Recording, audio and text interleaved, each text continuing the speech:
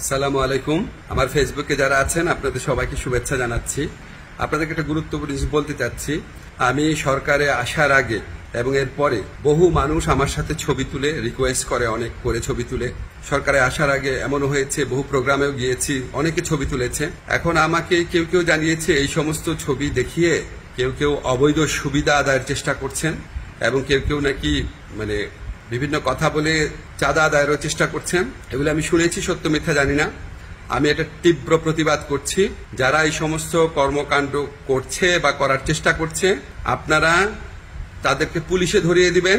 কোনো অবস্থাতেই কোনো কারণেই আমার কথা বলে কোনো কারণে কেউ যদি কোনো রকম চাঁদা আদায়ের বা অবৈধ সুবিধা আদায়ের চেষ্টা করে, আপনারা তাদেরকে পুলিশে ধরিয়ে দিবেন, মামলা করবেন।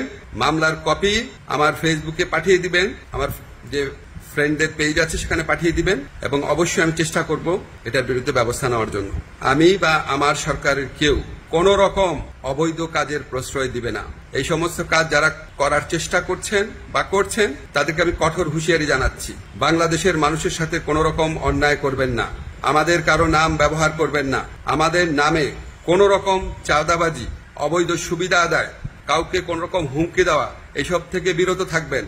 আমরা জানতে পারলে উপযুক্ত আইনগত ব্যবস্থা গ্রহণ করা হবে। সবাই ভালো থাকবেন, সুস্থ থাকবেন।